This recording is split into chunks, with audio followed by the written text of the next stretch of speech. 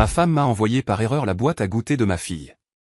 J'ai montré la boîte en plaisantant à mon collègue, un ancien médecin. Il a pâli et m'a dit, va chercher ta fille et allez immédiatement à l'hôpital. Pourquoi? Ai-je demandé.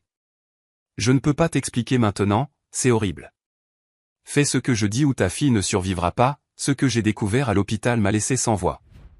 Nous serions ravis de savoir de quelle partie du monde vous nous rejoignez. Dites-le nous. Maintenant, plongeons dans l'histoire d'aujourd'hui. Chapitre 1, l'échange. Jonathan Clayton ajusta sa cravate en marchant dans les couloirs étincelants de Clayton Industries, la société de conseil en technologie qu'il avait bâtie de rien au cours des 15 dernières années. À 38 ans, il avait accompli tout ce dont il rêvait enfant, venant des mauvais quartiers de Détroit, le succès, le respect et, plus important encore, une famille pour laquelle il mourait. Son téléphone vibra.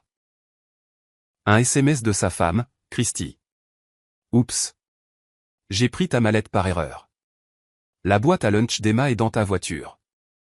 Désolé, chérie. Jonathan gloussa en secouant la tête. Même après 8 ans de mariage, Christy avait toujours ce côté tête en l'air attachant qui l'avait séduit au premier abord. Elle ne ressemblait en rien aux partenaires commerciaux calculateurs avec qui il traitait quotidiennement. Elle était chaleureuse, spontanée et complètement dévouée à leur fille, Emma. Il avait rencontré Christy Shelton lors d'un gala de charité, 5 ans après la mort de sa première femme dans un accident de voiture. Christy était bénévole, radieuse dans une simple robe bleue, se souciant sincèrement de la cause plutôt que de réseauter comme tout le monde. Elle avait été une bouffée d'air frais après des années de deuil et de solitude. Quand elle avait accepté sa demande en mariage après seulement 6 mois de relation, Jonathan s'était senti l'homme le plus chanceux du monde. Maintenant, avec Emma, 10 ans, en bonne santé et heureuse, et son entreprise florissante, la vie semblait parfaite.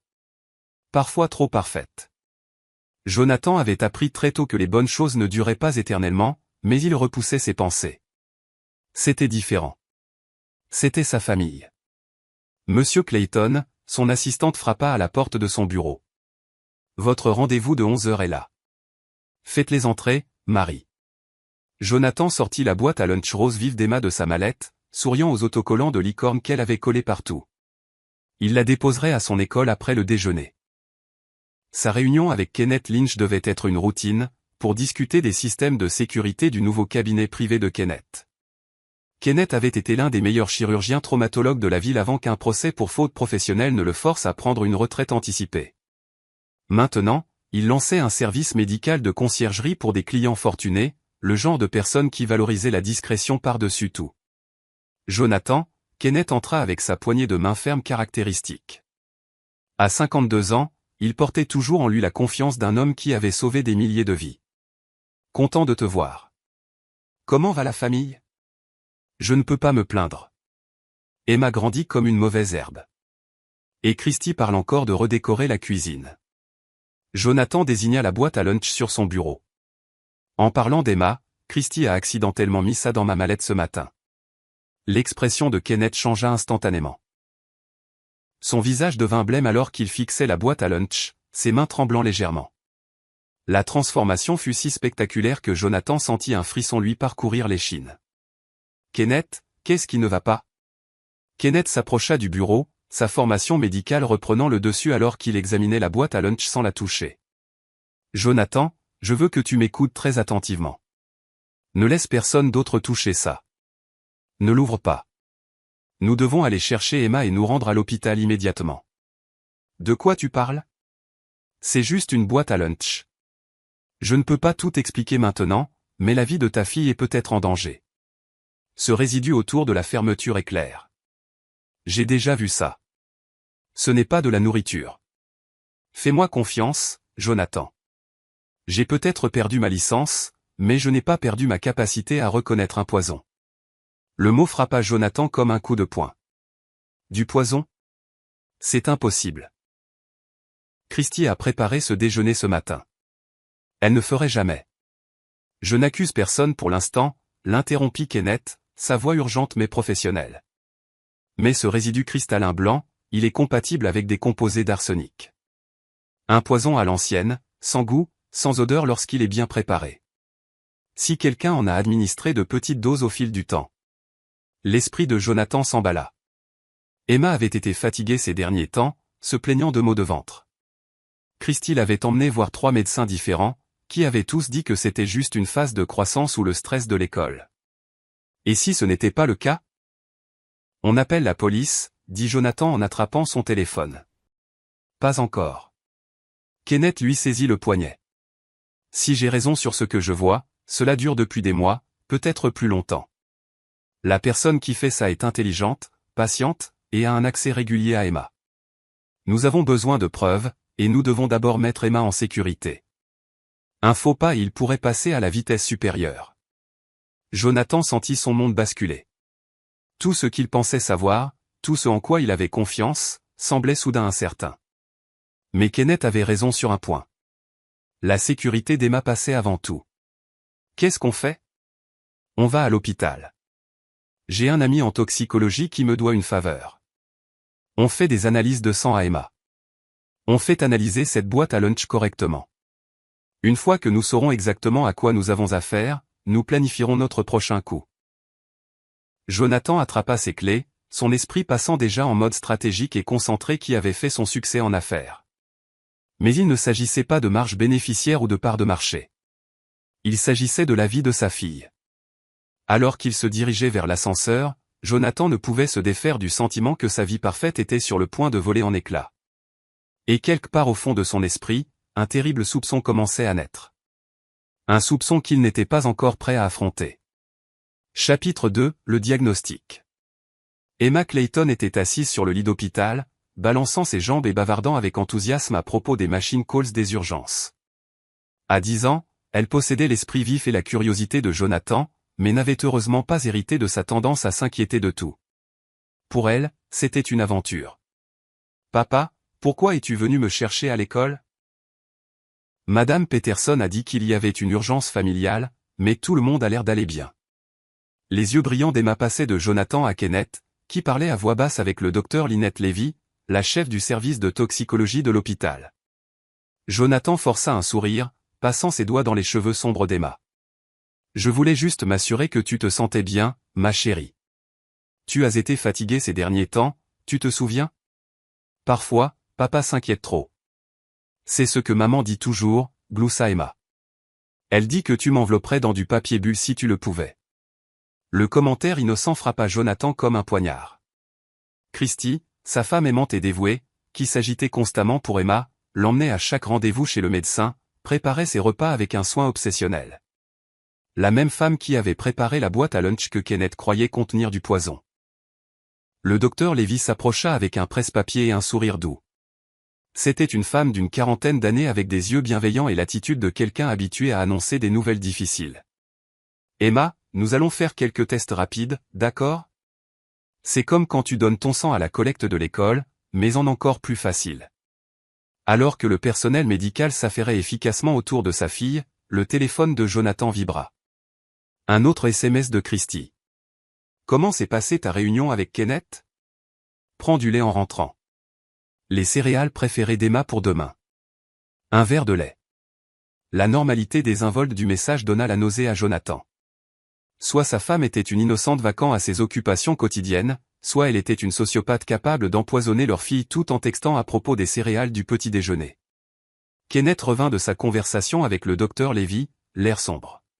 « Nous aurons les résultats préliminaires dans 1 heure.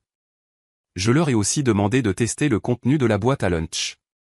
Jonathan, nous devons parler en privé. » Ils sortirent dans le couloir, loin du bavardage joyeux d'Emma.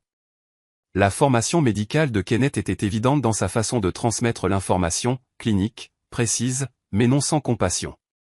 J'ai réfléchi aux symptômes d'Emma au cours des derniers mois.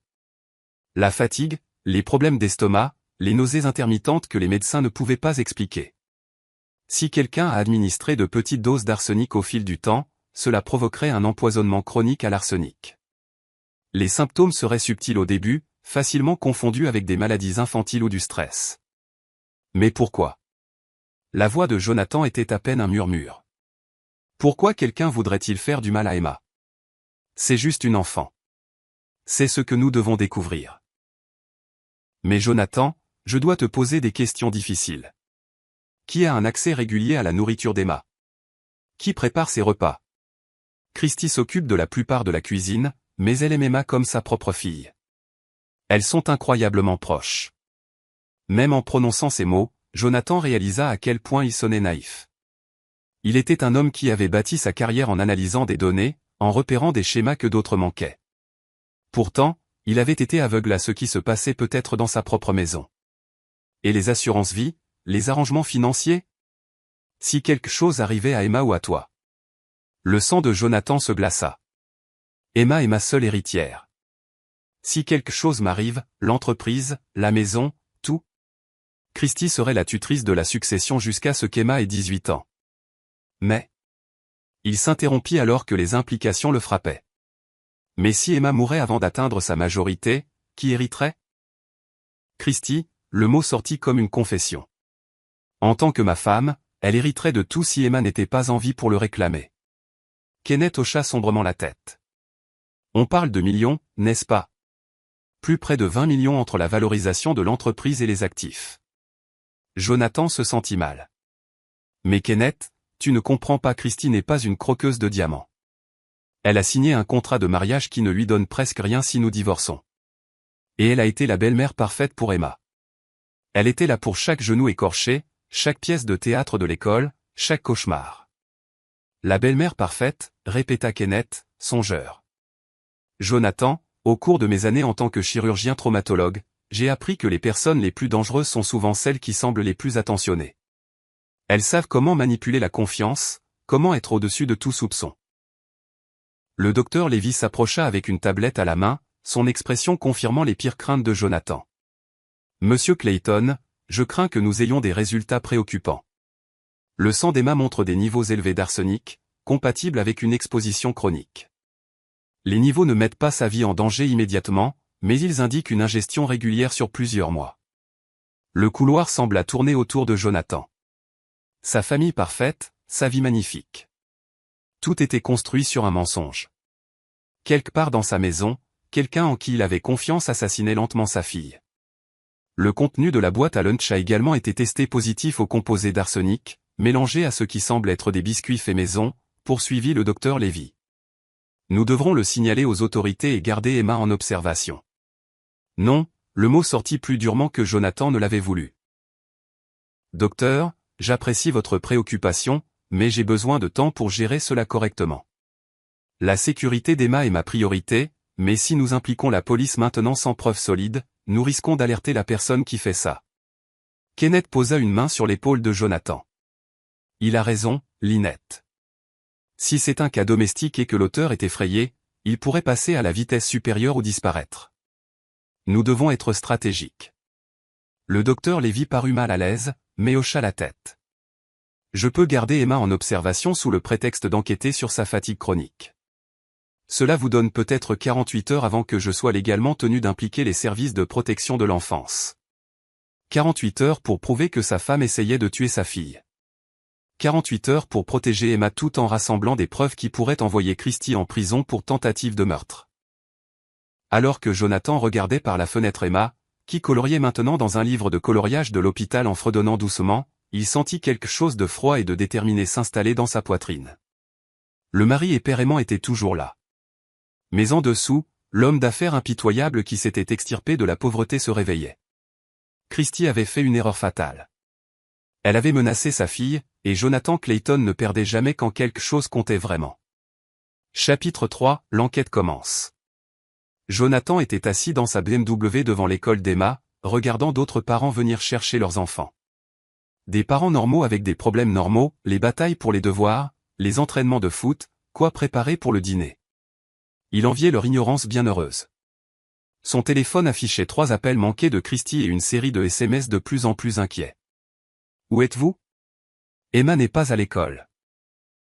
Jonathan, s'il te plaît, rappelle-moi. J'ai peur. L'école a dit que tu avais récupéré Emma pour une urgence médicale. Appelle-moi maintenant.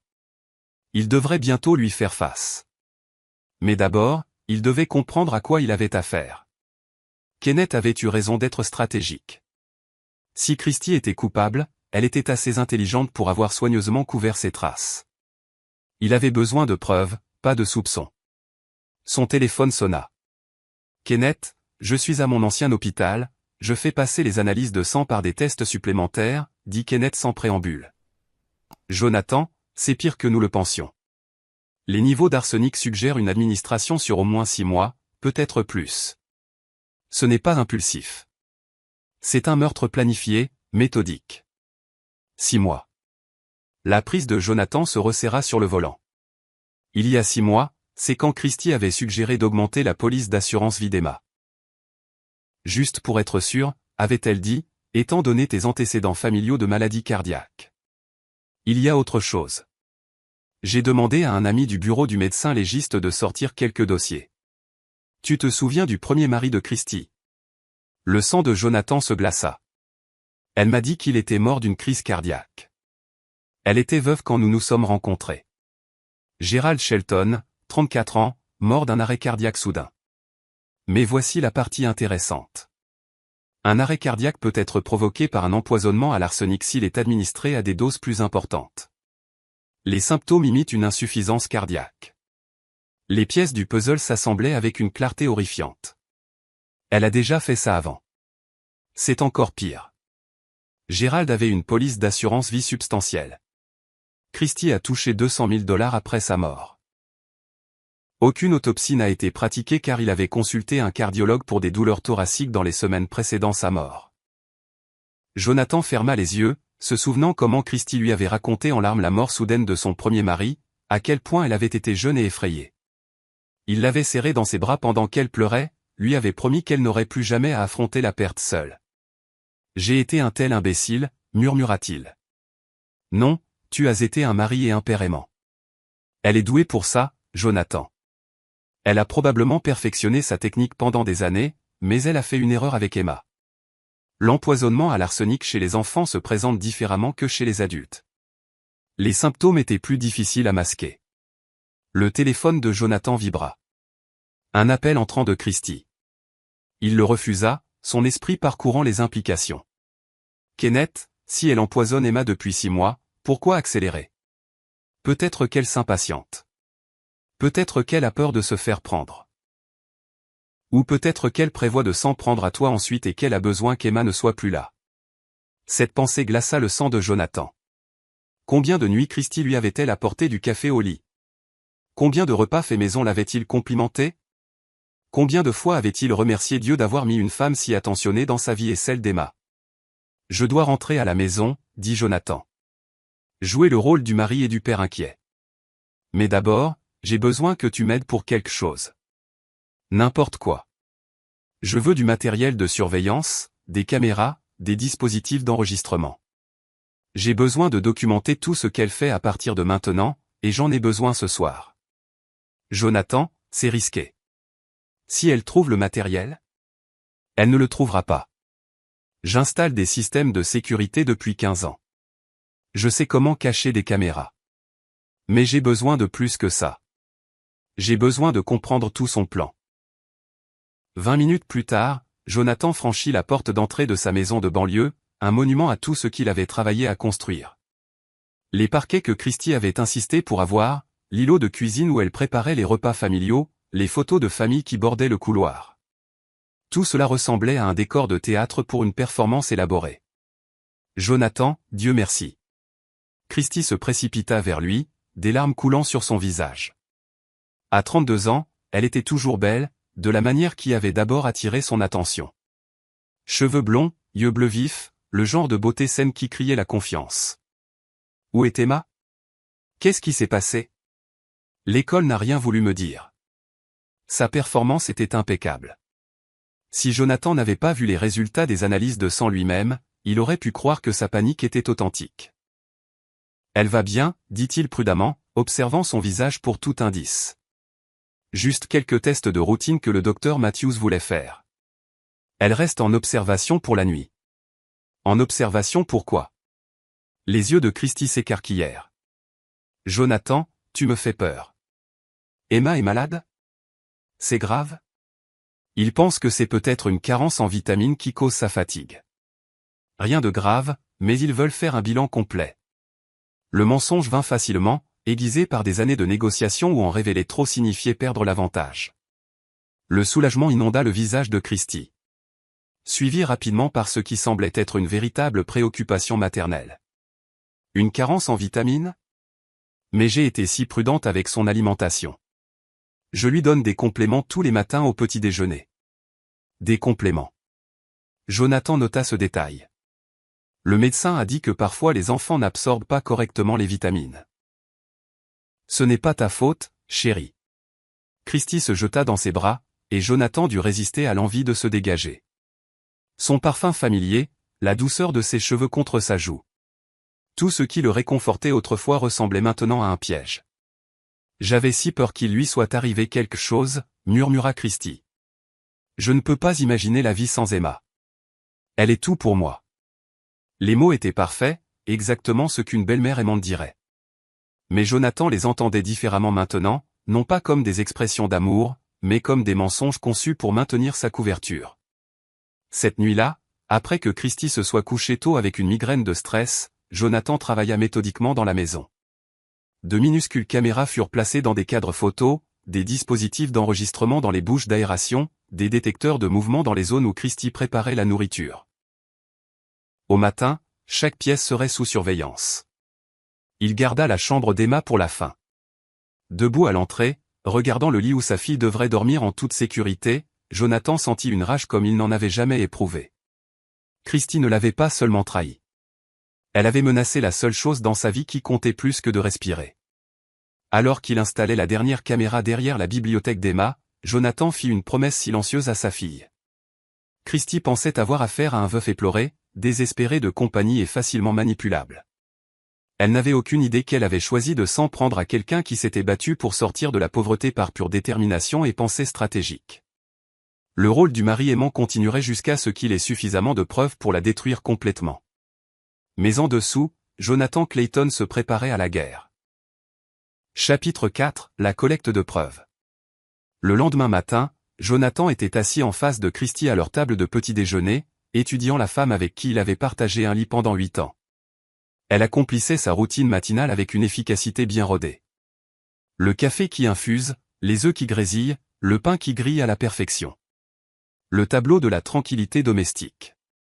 Je pensais apporter à Emma des biscuits faits maison quand nous lui rendrons visite aujourd'hui, dit Christy en sortant les ingrédients du garde-manger. Ceux aux pépites de chocolat qu'elle adore.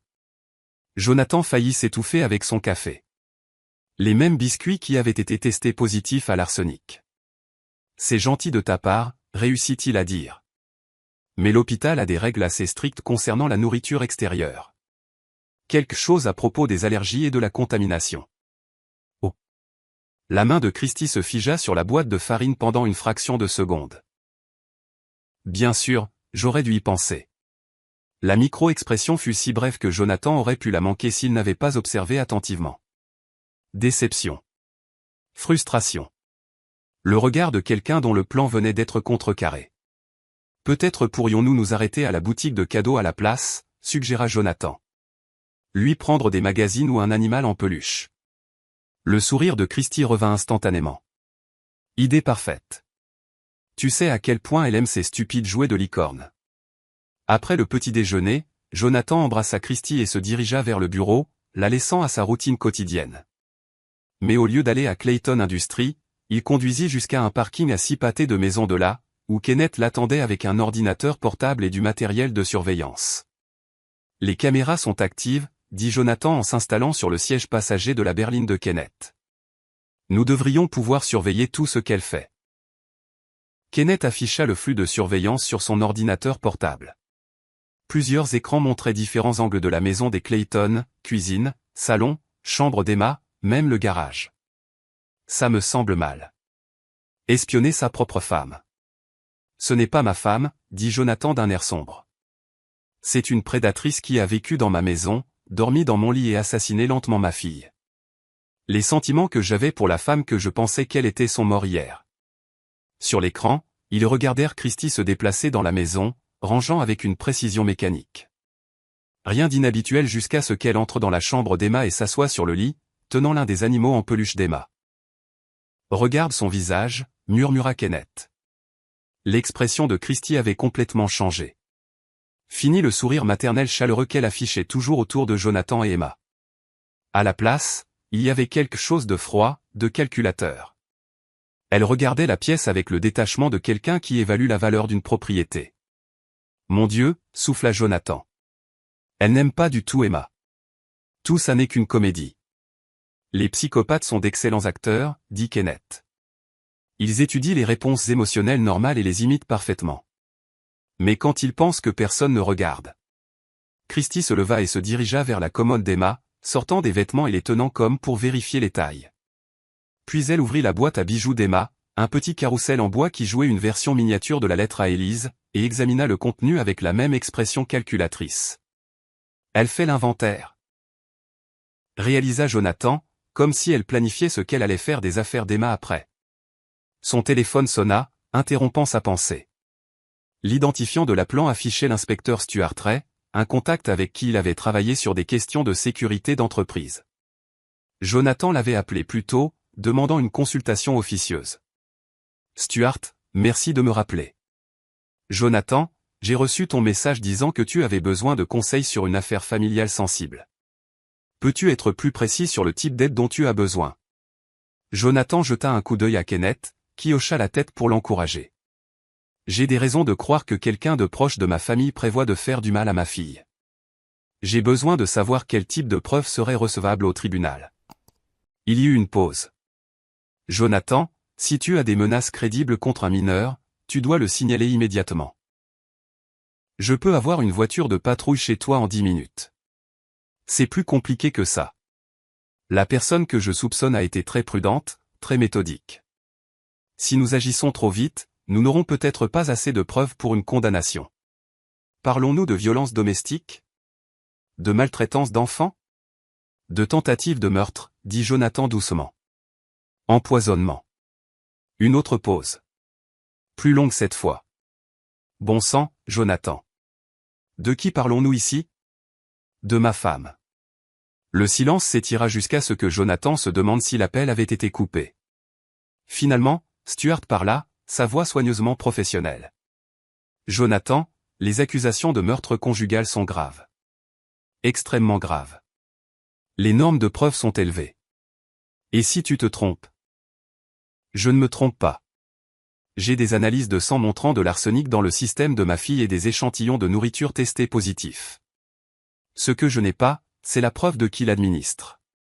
Alors nous avons besoin de preuves vidéo, de schémas de comportement documentés, de mobiles financiers clairement établis.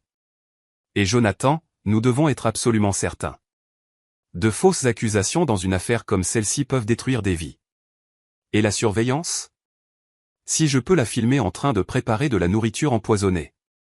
Obtenue légalement, avec une chaîne de possession en bonne et due forme, ce serait significatif. Mais il faudrait la prendre sur le fait et avoir des témoins qui pourraient témoigner de ce qu'ils ont observé. Après avoir mis fin à l'appel, Jonathan fixa l'écran de surveillance. Christy s'était déplacée vers la cuisine et préparait ce qui ressemblait à une liste de courses.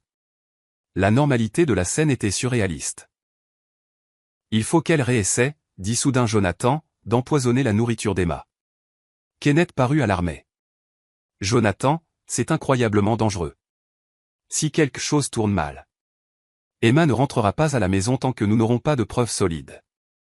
Mais Christy ne le sait pas. Pour autant qu'elle sache, Emma sortira aujourd'hui ou demain. Elle voudra continuer son plan. Et si elle ne mord pas à l'hameçon? L'expression de Jonathan se durcit. Alors je m'assurerai qu'elle le fasse. Christy m'a épousé pour mon argent, Kenneth. Elle a été patiente, méthodique, mais elle est aussi avide. Si je peux lui faire croire qu'elle doit accélérer son calendrier. À quoi penses-tu? Je vais lui dire que je change mon testament. Que je suis inquiet pour la santé d'Emma et que je veux créer une fiducie qui contourne complètement Christy si quelque chose nous arrivait à Emma et à moi. Lui faire croire que sa fenêtre d'opportunité se referme. Kenneth secoua la tête. Tu joues avec le feu, Jonathan. Si elle se sent acculée, elle pourrait faire quelque chose de désespéré. Bien, dit froidement Jonathan. Les gens désespérés commettent des erreurs. Et quand Christy Shelton fera son erreur, je serai prêt. Sur l'écran, Christy s'était déplacée vers l'ordinateur dans le bureau à domicile. Jonathan ne pouvait pas voir l'écran, mais sa posture suggérait qu'elle faisait des recherches intenses. Je me demande ce qu'elle cherche, songea Kenneth. Jonathan avait le pressentiment de savoir exactement ce que sa femme recherchait, et ce n'était pas des carences en vitamines.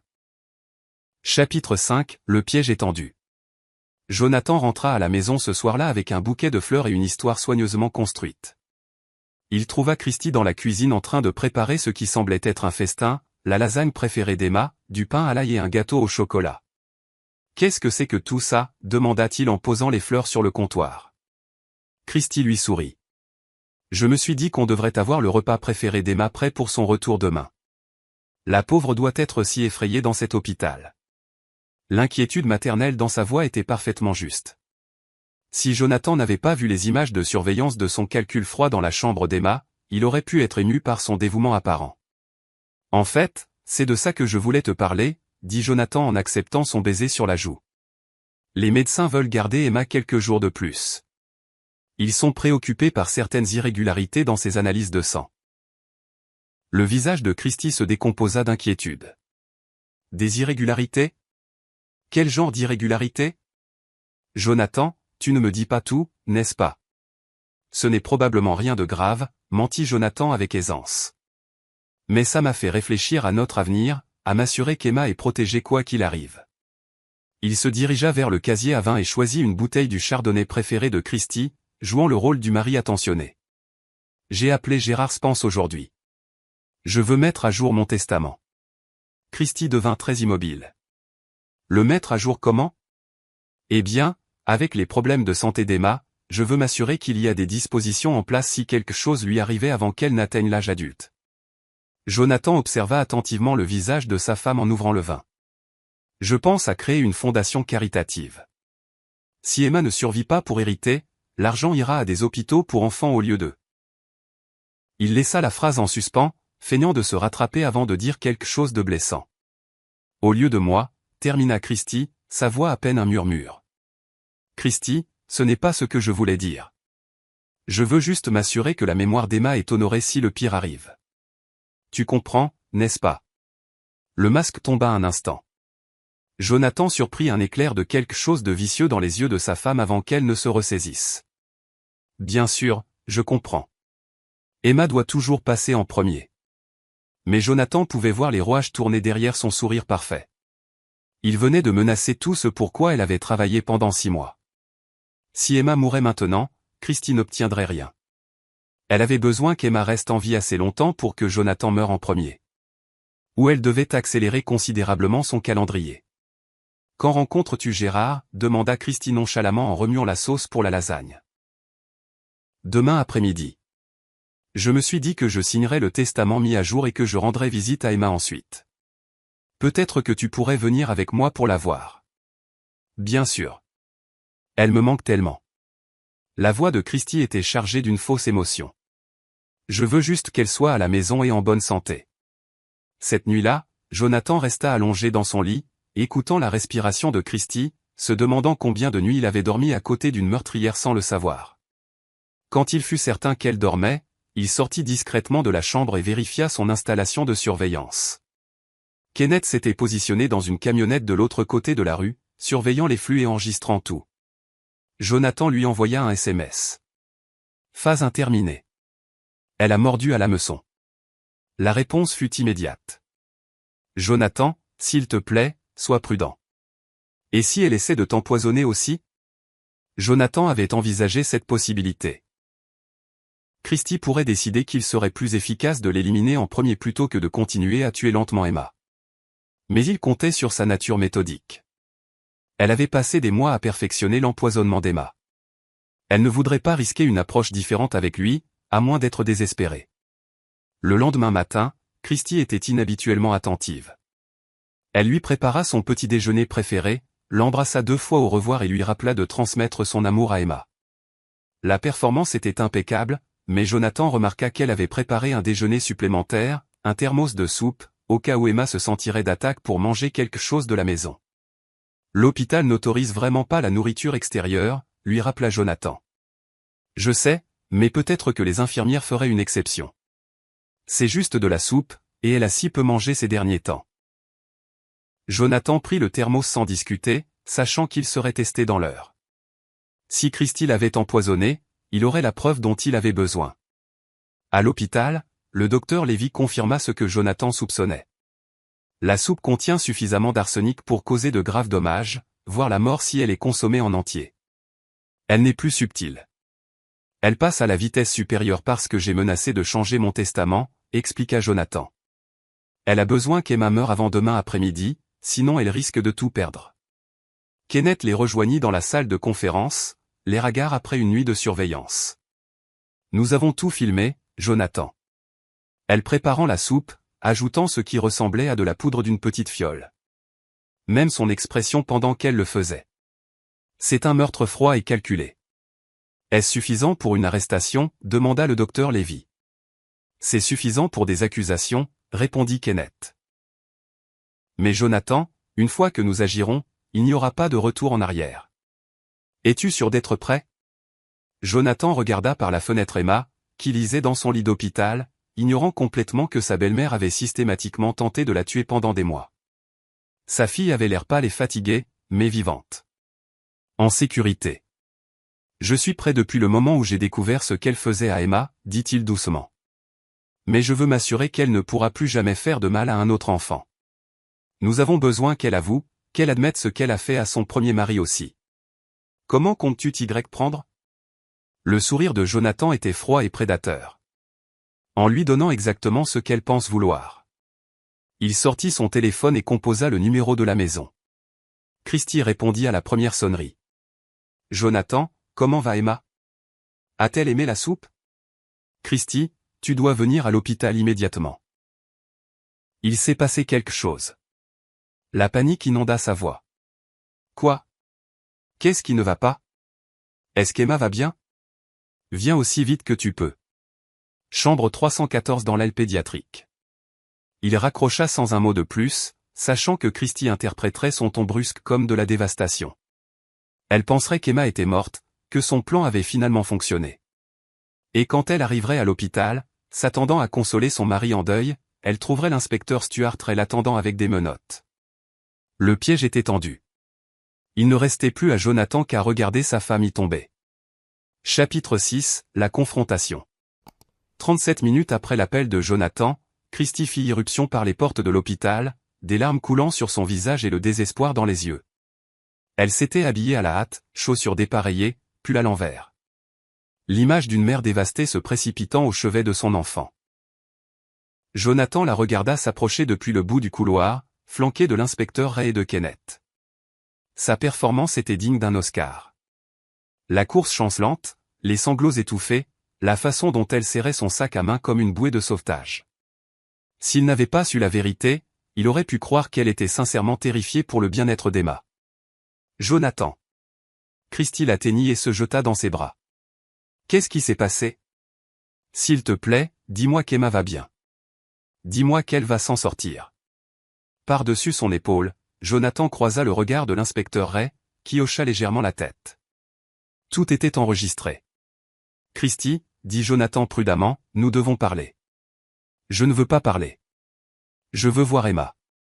Où est-elle? Pourquoi ne me dis-tu pas ce qui s'est passé? Elle est en sécurité, dit Jonathan, se dégageant doucement de son étreinte. Mais nous avons quelques questions sur son état. Pour la première fois, Christy sembla remarquer la présence de l'inspecteur Ray.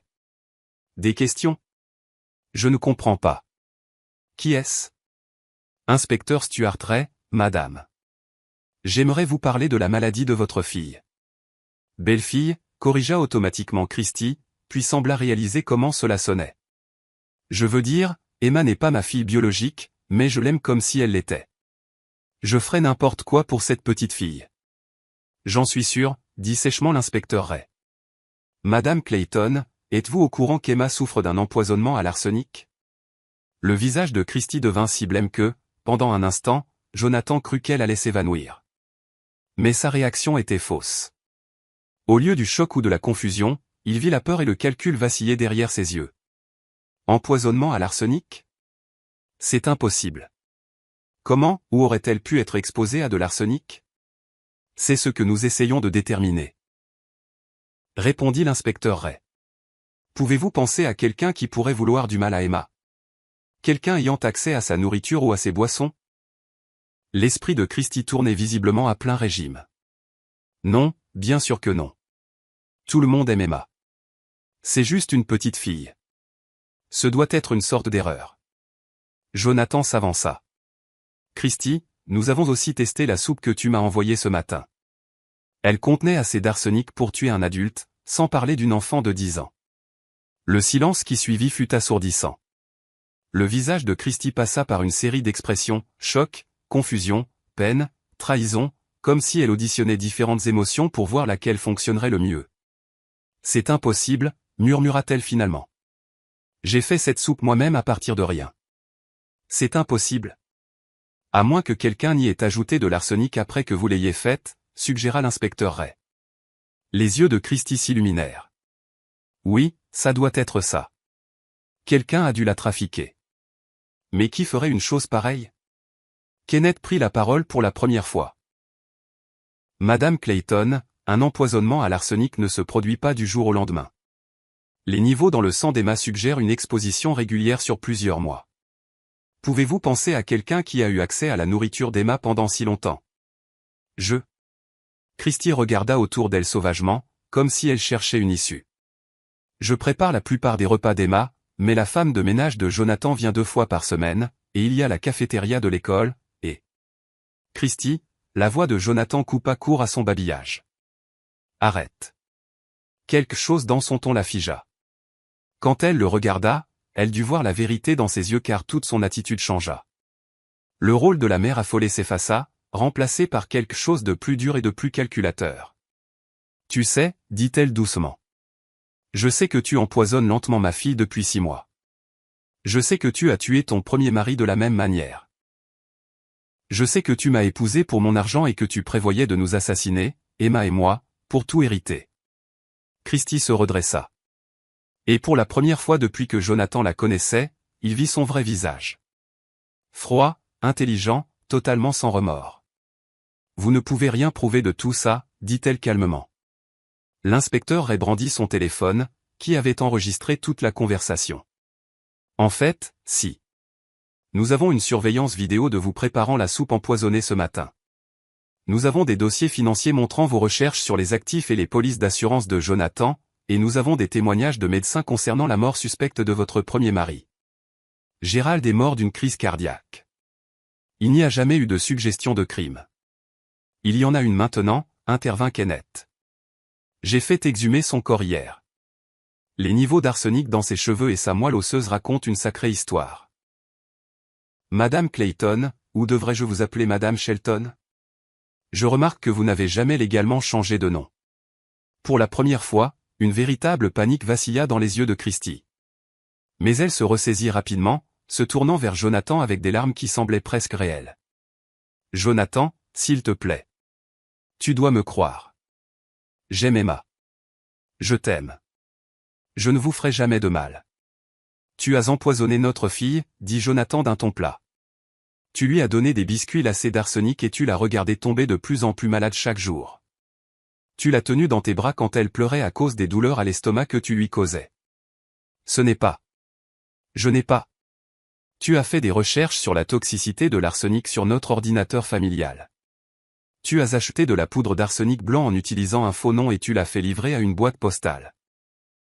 Tu t'entraînes au meurtre depuis 6 mois, en perfectionnant ta technique. Le masque de Christie tomba enfin complètement. Les larmes s'arrêtèrent, sa posture se redressa, et quand elle parla, sa voix était glaciale. Tu te crois si malin, n'est-ce pas, Jonathan? Le brillant homme d'affaires qui a bâti un empire à partir de rien. Mais tu as été si facile à manipuler. Si désespéré d'avoir une mère pour ta précieuse Emma que tu n'as jamais pris la peine de vérifier mes antécédents à fond. En fait, si, répondit Jonathan. Après qu'Emma soit tombée malade, j'ai fait faire une enquête très approfondie. Christie Shelton n'existe pas, n'est-ce pas? Ton vrai nom est Christina Marlowe, et tu as été mariée 3 fois avant Gérald. 2 de ses maris sont également morts dans des circonstances mystérieuses. Le choc sur le visage de Christie était authentique cette fois. C'est impossible. J'ai couvert mes traces. Pas assez bien. Pensais-tu vraiment que j'aurais bâti une entreprise prospère en étant négligent?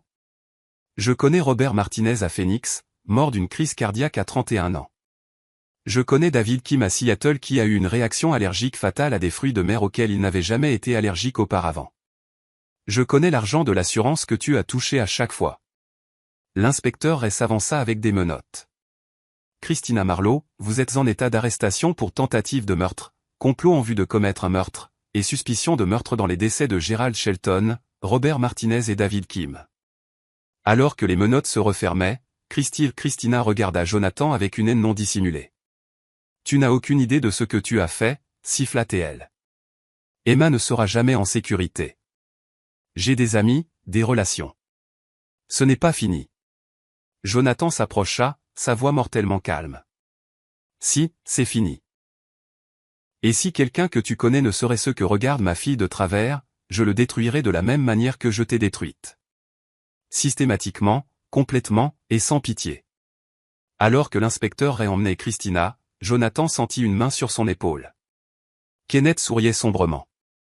C'est fini, Jonathan. Emma est en sécurité. Jonathan regarda jusqu'à ce que les portes de l'ascenseur se referment derrière la femme qui avait partagé son lit et sa vie tout en complotant le meurtre de son enfant. La femme qu'il pensait aimer n'avait jamais existé. Mais ce n'était pas tout à fait fini. Christina avait raison sur un point. Elle pouvait avoir des relations. Des gens qui pourraient menacer la sécurité d'Emma à l'avenir. Et Jonathan Clayton n'avait jamais été le genre d'homme à laisser des affaires en suspens. Chapitre 7, le règlement de compte. 3 jours après l'arrestation de Christina, Jonathan était assis dans son bureau à domicile, examinant les dossiers que l'inspecteur Ray lui avait partagés officieusement. L'enquête sur Christina Marlowe avait révélé un réseau de complices, de facilitateurs et de futures victimes potentielles bien plus profond que quiconque ne l'avait soupçonné au départ. Emma était maintenant à la maison, ses couleurs revenant à mesure que l'arsenic quittait lentement son système. Elle avait posé étonnamment peu de questions sur l'absence soudaine de Christy, acceptant l'explication de Jonathan selon laquelle sa belle-mère était malade et avait dû partir pour se faire soigner. Les enfants, Jonathan l'avait appris, étaient remarquablement adaptables lorsque leur monde devenait plus sûr. Kenneth frappa et entra sans attendre la permission. Au cours de la semaine passée, leur relation professionnelle avait évolué vers quelque chose qui s'apparentait à une amitié, forgée dans la crise et le respect mutuel. « J'ai des nouvelles », dit Kenneth en s'installant dans le fauteuil en face du bureau de Jonathan. « Des bonnes et des mauvaises. »« Donne-moi les mauvaises d'abord. » Christina a été libérée sous caution. 2 millions de dollars versés par quelqu'un se faisant appeler M Enterprises. Nous ne pouvons pas tracer la société. Elle est enfouie sous des couches de sociétés écrans et de comptes offshore. La mâchoire de Jonathan se crispa. Et les bonnes nouvelles? L'enquête de l'inspecteur Ray a découvert au moins 6 autres femmes suivant exactement le même schéma que Christina. Fausses identités ciblant des veufs riches avec des enfants, empoisonnant lentement les membres de la famille pour l'argent de l'héritage. C'est une opération organisée, Jonathan. Christina ne travaillait pas seule. À quel point organisée? Kenneth ouvrit son ordinateur portable et montra à Jonathan un diagramme complexe de connexion. Ce que nous voyons est un réseau sophistiqué de meurtres sur commande spécialisé dans l'infiltration à long terme et les méthodes de mise à mort lente. Il cible des hommes riches avec des enfants, insère des agents en tant que partenaires romantiques, puis élimine systématiquement les héritiers, et finalement la cible principale. Jonathan étudia le diagramme, son esprit d'homme d'affaires analysant automatiquement la structure. C'est en fait brillant. L'empoisonnement l'en ressemble à une maladie naturelle. Les veufs en deuil se remarient rapidement et n'enquêtent pas à fond sur leurs nouvelles épouses. Le temps que quelqu'un soupçonne un meurtre, l'agent a disparu avec l'argent de l'assurance. Christina était l'une de leurs meilleures, poursuivit Kenneth. 3 opérations réussies avant toi. Plus de 6 millions de dollars en assurance et en héritage collecté. Le réseau prend un pourcentage et fournit de nouvelles identités, de la documentation et des recherches sur les cibles. Qui le dirige? Quelqu'un avec des ressources et des relations dans les forces de l'ordre, la médecine et la finance. Quelqu'un qui peut falsifier des documents, manipuler des rapports d'autopsie et faire disparaître des gens si nécessaire. Jonathan se pencha en arrière dans son fauteuil, traitant les implications. La menace de Christina à propos de ses amis semblait soudain beaucoup plus crédible. Même si elle allait en prison, le réseau resterait opérationnel, et Emma serait toujours une cible potentielle. L'inspecteur Ray ne peut pas les toucher, n'est-ce pas, demanda Jonathan. Pas par les canaux officiels. Trop de juridictions, trop de connexions internationales. Il faudrait des années pour monter des dossiers et d'ici là, la plupart des preuves seraient détruites. Mais officieusement. Kenneth sourit sombrement. Ray est frustré. Il est devenu flic pour protéger les gens. Et voir un réseau comme celui-ci opérer en toute impunité, ça le dérange. Si quelqu'un, hypothétiquement, perturbait cette organisation par des moyens privés, il pourrait être lent à enquêter. Jonathan se leva et se dirigea vers sa fenêtre, regardant sa pelouse parfaitement entretenue où Emma jouait avec son ami d'en face. Sa fille avait l'air heureuse, en bonne santé, vivante. Tout ce que Christina avait essayé de lui enlever. Kenneth, je veux que tu comprennes quelque chose à mon sujet. Je n'ai pas bâti Clayton Industries en jouant franc-jeu ou en suivant des règles qui ne servaient pas mes intérêts. Quand quelqu'un menace ce qui est à moi, je n'appelle pas les avocats ou n'attends pas la justice. Je règle le problème moi-même. À quoi penses-tu? Jonathan se retourna pour faire face à son ami. Je pense que ce réseau a réussi parce qu'il cible des victimes qui ne se défendent pas. Des veufs en deuil, des enfants malades, des gens qui font confiance au système pour les protéger. Mais je ne suis pas en deuil et je ne fais pas confiance au système. Il sortit son téléphone et fit défiler ses contacts jusqu'à ce qu'il trouve le numéro qu'il cherchait. Lucas Driscoll avait été sa liaison militaire lors des premiers contrats de défense de Clayton Industries. Un homme qui était passé des forces spéciales au conseil en sécurité privée. Si quelqu'un pouvait aider Jonathan à démanteler un réseau de meurtres, c'était bien Lucas. Lucas, c'est Jonathan Clayton. J'ai besoin de ton aide pour une situation sensible. Résolution permanente requise. La conversation fut brève, codée et coûteuse. Quand Jonathan raccrocha, Kenneth le fixait avec un mélange d'admiration et d'inquiétude. Tu ne t'en prends pas seulement à Christina, n'est-ce pas? Christina est en détention. Elle sera condamnée et passera le reste de sa vie en prison. Mais le réseau qu'il a formé, soutenu et lui a permis d'assassiner ma fille. Ils sont toujours opérationnels, ciblent toujours des familles, transforment toujours des gens comme ma femme en armes. Jonathan, ce dont tu parles, c'est de se faire justice soi-même. C'est illégal, dangereux, et si tu te fais prendre? Si je me fais prendre, Emma grandit sans père, mais vivante. Si je ne fais rien, elle grandit en regardant par-dessus son épaule pour le reste de sa vie, ne sachant jamais quand la prochaine Christina pourrait apparaître. Kenneth resta silencieux un long moment. De quoi as-tu besoin de ma part? De connaissances médicales. Ces gens utilisent le poison comme arme de prédilection parce qu'il imite la mort naturelle. Je veux tout savoir sur la façon dont ils s'y prennent, comment ils couvrent leurs traces, et comment retourner leur propre méthode contre eux. Tu parles de les empoisonner. Je parle de leur faire goûter à leur propre médecine. Littéralement. Ce soir-là, après qu'Emma se soit endormie, Jonathan rencontra Lucas Driscoll dans un restaurant du centre-ville. Lucas ressemblait exactement à ce qu'il était, un ancien béret vert qui avait troqué son uniforme contre des costumes coûteux, mais qui avait conservé l'état d'esprit tactique qu'il avait maintenu en vie en Afghanistan. De combien de cibles parlons-nous? Demanda Lucas sans préambule. Au minimum 6 agents actifs plus le personnel de soutien et la direction. Peut-être jusqu'à 20 personnes au total. Délai? 6 mois. Je veux qu'ils soient tous identifiés, localisés et éliminés avant la fin du procès de Christina. Pas de témoins, pas de traces, aucune chance pour le réseau de se reconstruire. Lucas hocha lentement la tête. Budget. Tout ce qu'il faudra. Je vaux 23 millions sur le papier et je dépenserai chaque centime pour protéger Emma.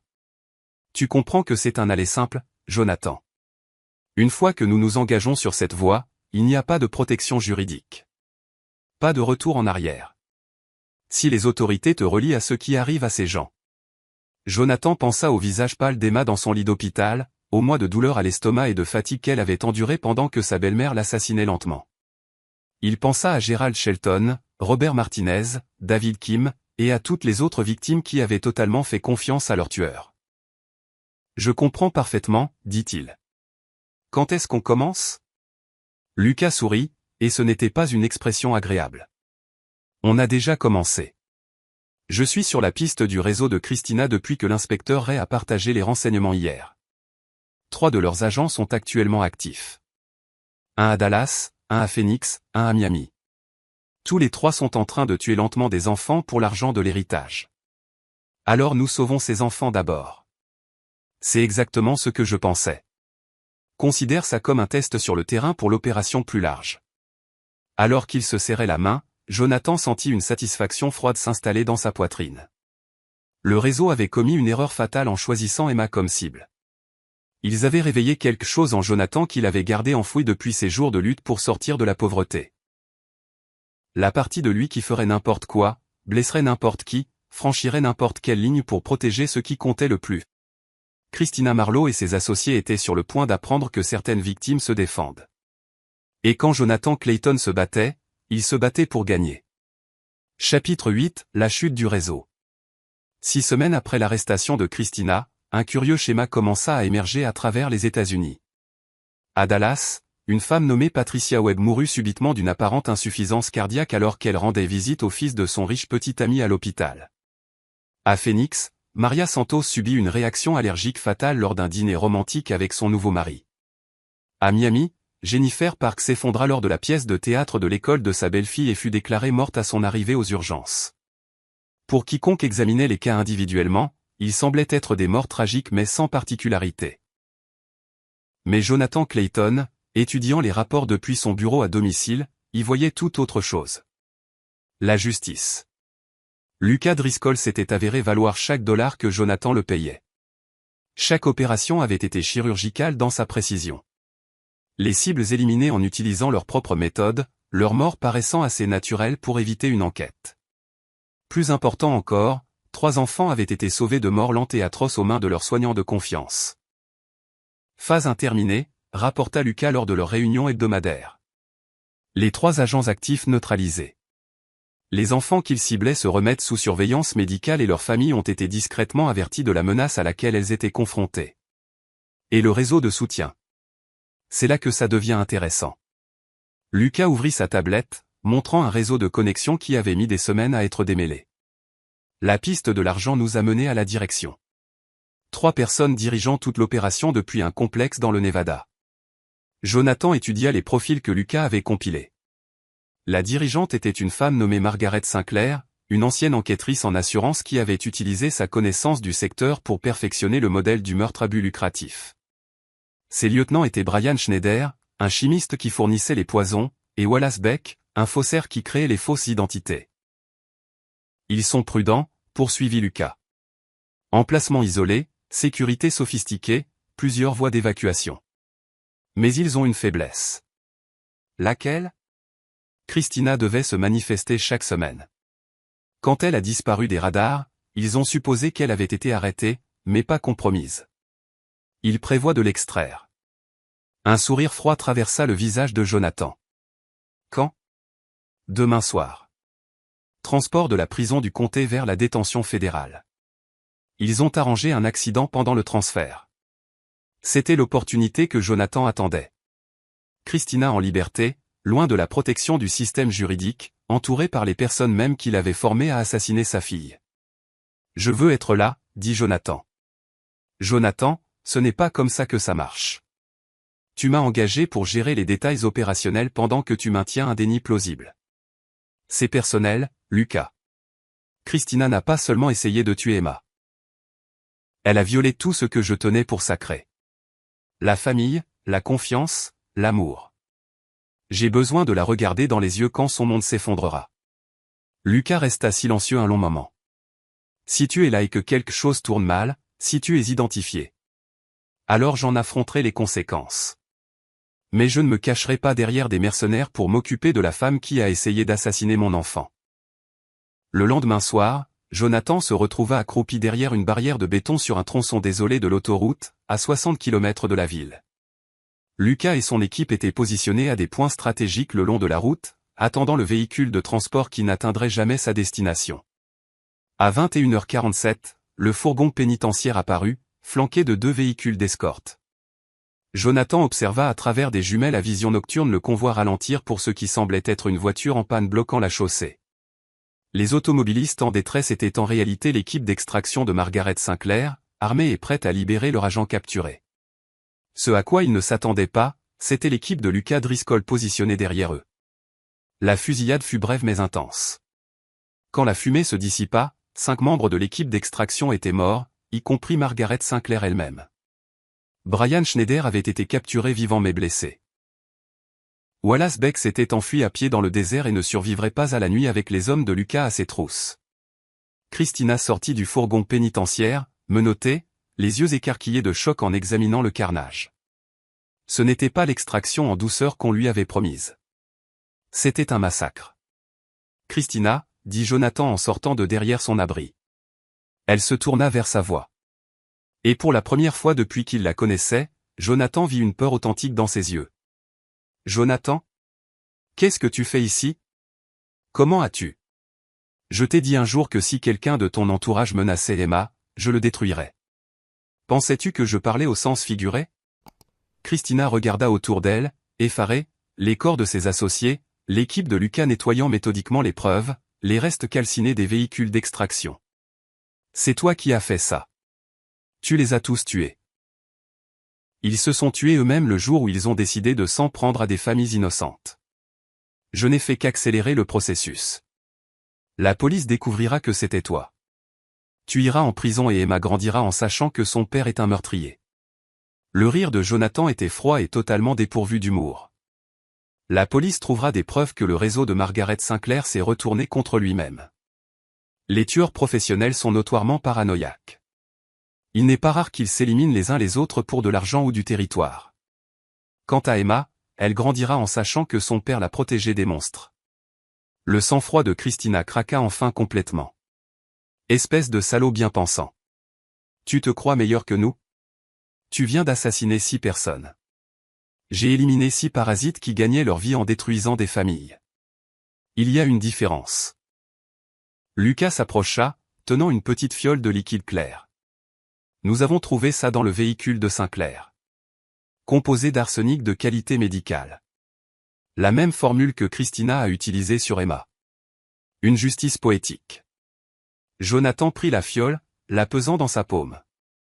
Le même poison qui avait failli tuer sa fille, raffiné et purifié par le réseau qui avait créé Christina. Non, dit-il finalement. Ce serait trop rapide, trop clément.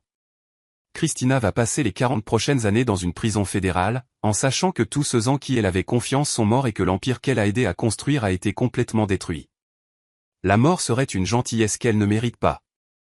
Il rendit la fiole à Lucas. Assure-toi que cela parvienne à l'inspecteur Ray, avec toutes les preuves que nous avons recueillies sur les opérations du réseau. Que les familles de leurs victimes puissent tourner la page. Alors que l'équipe de Lucas terminait son nettoyage et se préparait à disparaître dans la nuit, Jonathan regarda Christina une dernière fois. Elle sanglotait maintenant, la réalité de sa situation s'imposant enfin à elle. La femme confiante et manipulatrice qui avait partagé son lit tout en complotant la mort de sa fille avait disparu, remplacée par une créature brisée, confrontée à une vie de conséquences.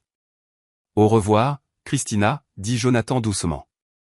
J'espère que tu passeras chaque jour en prison à te souvenir de la petite fille que tu as essayé d'assassiner et de la famille que tu ne détruiras jamais. Il s'éloigna sans se retourner, la laissant menotter sur le bord de la route pour que les autorités la trouvent lorsque le traceur GPS du fourgon pénitentiaire les mènerait sur les lieux. Le réseau était fini. Emma était en sécurité. Et Jonathan Clayton avait gagné. Chapitre 9, nouveau départ. 3 mois plus tard, Jonathan se tenait dans la cuisine de sa nouvelle maison dans le Colorado, regardant Emma chasser les lucioles dans leur jardin. La maison était plus petite que leur ancienne, plus modeste, mais elle ressemblait à un vrai foyer d'une manière que leur précédente vitrine n'avait jamais réussi à faire. Emma s'était adaptée à leur déménagement avec une résilience qui continuait d'étonner Jonathan. Quand il lui avait expliqué qu'ils avaient besoin d'un nouveau départ dans un nouvel endroit, elle avait simplement demandé si elle pouvait emporter sa collection de licornes et s'ils auraient une meilleure vue sur les montagnes. Les cauchemars où elle était malade s'étaient estompés, remplacés par l'excitation d'apprendre à skier et de se faire de nouveaux amis dans sa nouvelle école. Kenneth avait également déménagé au Colorado, établissant son cabinet privé à Denver et devenant un habitué de leur table. Emma adorait oncle Kenneth, qui lui apportait des manuels de médecine avec des images colorées et la laissait utiliser son stéthoscope pour écouter son rythme cardiaque. Elle est complètement rétablie, dit Kenneth, rejoignant Jonathan à la fenêtre avec 2 tasses de café. Les analyses de sang sont revenues parfaites. Aucune trace d'arsenic. Fonction hépatique normale. Niveau d'énergie meilleur que la plupart des enfants de son âge. Parfois, je me réveille au milieu de la nuit et je vais la voir, admis Jonathan, juste pour m'assurer qu'elle respire encore, qu'elle est en sécurité. C'est naturel. Ce que vous avez tous les deux traversé, ça vous change. Mais Emma est plus forte grâce à ça, d'une manière qu'elle ne comprendra peut-être même pas encore. Le procès avait fait sensation, durant 6 semaines et attirant l'attention des médias nationaux. La condamnation de Christina pour de multiples chefs d'accusation de tentative de meurtre, de complot et de racket avait abouti à une peine de prison à vie sans possibilité de libération conditionnelle. Les preuves fournies par Lucas avaient également conduit à l'identification posthume du réseau de Margaret Sinclair, apportant un apaisement à des dizaines de familles dont les proches étaient morts dans des circonstances suspectes. L'inspecteur Ray avait été promu pour son travail sur l'affaire, bien qu'il n'ait jamais directement reconnu le rôle de Jonathan dans le démantèlement du réseau. Certaines choses étaient mieux non dites. Des nouvelles de Lucas, demanda Kenneth. Il est passé à autre chose. Quelque chose sur les réseaux de traite des êtres humains en Europe de l'Est. Apparemment, le mal dans le monde qui a besoin d'être combattu ne manque pas. Et tu es d'accord pour le laisser s'en occuper sans toi? Jonathan réfléchit à la question. Pendant des mois après la condamnation de Christina, il s'était senti agité, insatisfait. La destruction méthodique de son réseau avait réveillé quelque chose en lui. Un sens du but au-delà de l'accumulation de richesses et du maintien d'un statut. Mais voir Emma devenir plus forte et plus heureuse chaque jour avait progressivement ramené ses priorités là où elles devaient être. Je suis un père avant tout, dit-il finalement. Emma a besoin de stabilité, de normalité, d'un parent présent dans sa vie plutôt que de partir en croisade. Il y a d'autres gens comme Lucas qui peuvent s'occuper des monstres. Mon travail est de m'assurer qu'Emma ne les rencontre jamais. Son téléphone vibra. Un SMS d'un numéro inconnu. Pendant un instant, sa vieille paranoïa refit surface. Pourrait-il y avoir d'autres membres du réseau qu'ils avaient manqué? Mais le message était anodin. Monsieur Clayton, c'est l'inspectrice Maria Santos de la police de Phoenix. La femme qui a tenté d'empoisonner mon fils est morte, et je crois comprendre que c'est à vous que je dois de lui avoir sauvé la vie. Si jamais vous avez besoin de quoi que ce soit, n'importe quoi, vous avez une amie en Arizona. Des messages similaires arrivaient depuis des semaines, de parents reconnaissants, d'officiers de police, et même de certains autres contacts de Lucas. Le mot s'était répandu dans certains cercles sur ce que Jonathan avait fait, lui valant une réputation qu'il n'avait jamais cherchée, mais qu'il ne pouvait pas entièrement renier. Papa. Emma apparut à l'entrée de la cuisine, des taches d'herbe sur son jean et le bonheur rayonnant de chaque trait. Kenneth peut rester dîner? Je veux lui montrer le dessin que j'ai fait de notre ancienne maison. Bien sûr qu'il peut rester. Quel genre de dessin? L'expression d'Emma devint pensive. C'est une image de moi, toi et Christy devant notre maison. Mais j'ai dessiné un grand X rouge sur Christy parce qu'elle était méchante et a essayé de nous faire du mal. Kenneth et Jonathan échangèrent un regard par-dessus la tête d'Emma. Sa thérapeute avait dit qu'il était sain pour elle de traiter la trahison par l'art, mais c'était toujours déconcertant d'entendre sa fille de 10 ans parler si crûment de tentative de meurtre. Est-ce qu'elle te manque parfois? Demanda Jonathan doucement. Emma y réfléchit sérieusement. La personne que je pensais qu'elle était me manque. Celle qui faisait des biscuits aux pépites de chocolat et me lisait des histoires avant de dormir. Mais cette personne n'était pas réelle, n'est-ce pas? Non, ma chérie. Cette personne n'était que du cinéma. Alors elle ne me manque pas vraiment. On ne peut pas regretter quelqu'un qui n'a jamais existé. La simple sagesse des mots d'Emma frappa Jonathan comme une révélation. Il avait passé des mois à faire le deuil de son mariage, de la trahison de sa confiance, de la destruction de ce qu'il pensait être une famille heureuse. Mais Emma avait raison. La femme qu'il avait pleurée n'avait jamais été réelle. Christina Marlowe, la belle-mère aimante, avait été une performance élaborée conçue pour faciliter le meurtre.